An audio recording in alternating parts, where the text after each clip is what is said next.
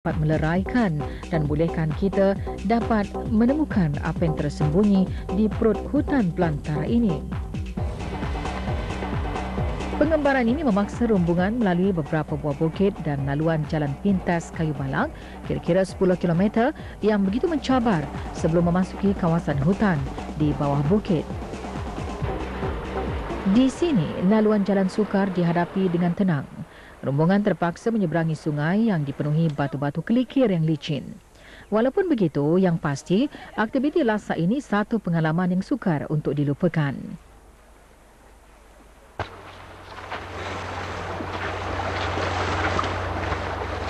Para remaja yang mengikuti pengembaraan ini kebanyakannya penuntut sekolah.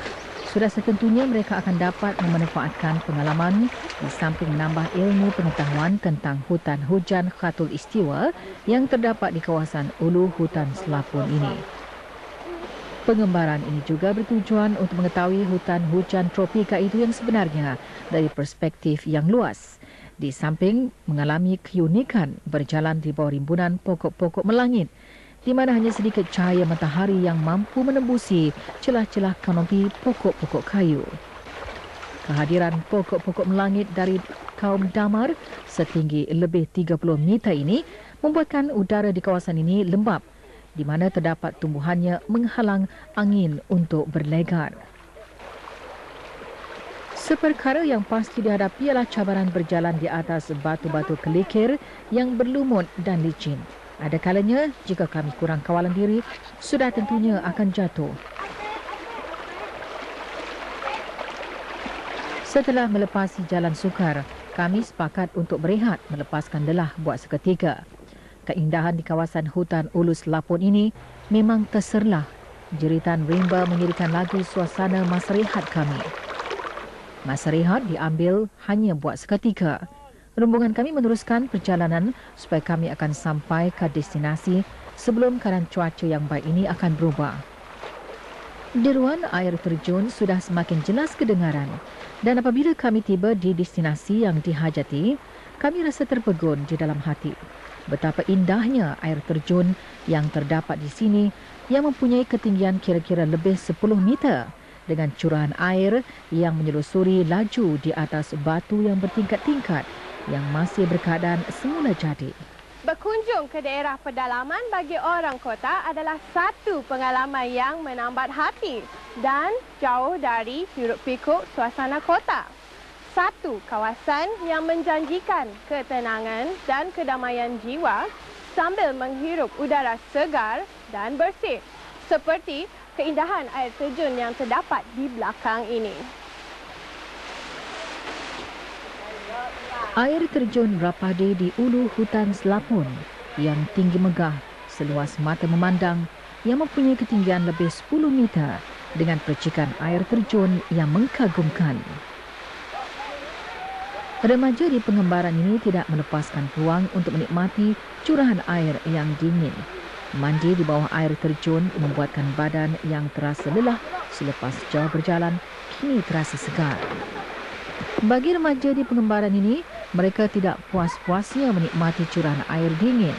Lebih-lebih lagi pecahan air yang jatuh ke bawah memberikan keseronokan kepada yang mandi-manda.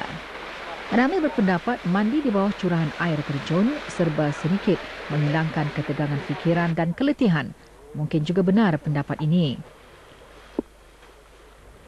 Di kawasan tebing batu, tidak jauh dari curahan air terjun, kami temukan tumbuhan pokok renik yang dikenali dengan nama botaninya Saitandra basiflora. Pokok ini juga tergolong ke dalam pokok herba. Ianya mempunyai ciri-ciri pokok bunga menarik, berdaun lebar yang mengeluarkan bunga putih di sepanjang batang pokoknya. Struktur bunganya berbentuk curung berukuran 6 cm yang mempunyai keunikan pokok bunga yang tersendiri yang hanya terdapat taburannya di negara ini, terutama sekali di hutan-hutan daerah temburung. Apa kata kita ikuti penjelasan mengenai cerita di sebalik air terjun ini? Tua dapat kita bercerita tentang asal-usul tempat ini? Dapat dia cerita sedikit lah. Menyambung cerita orang ketua dulu. Sebab sungai ini ucap wifi Rapade.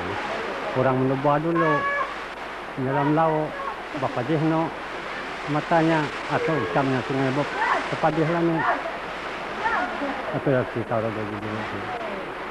Tapi wasa ini banyak juga orang mengunjung kemari di wasa ini macam guru anak sekolah. Menjejakkan kaki sendiri ke air terjun Rapadi, terlerai sudah jawapannya. Ternyata air terjun Rapadi di Ulus Lapun berjaya memikat para pengunjung yang inginkan ketenangan alam semula jadi yang masih asli, yang jauh dari kebingitan kota.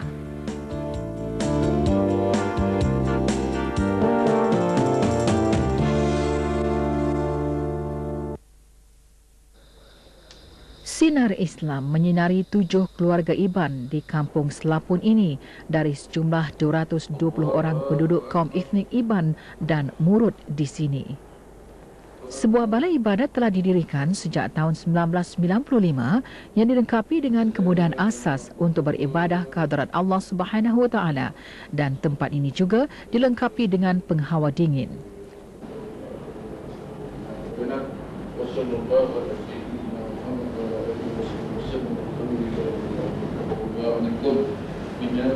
Awang Muhammad Salih Deki bin Abdullah, salah seorang mu'alaf yang dilantik oleh unit Pusat Dakwah Islamiah Temburong bagi menguruskan segala aktiviti keagamaan di samping menjadi imam di balai ibadat tersebut.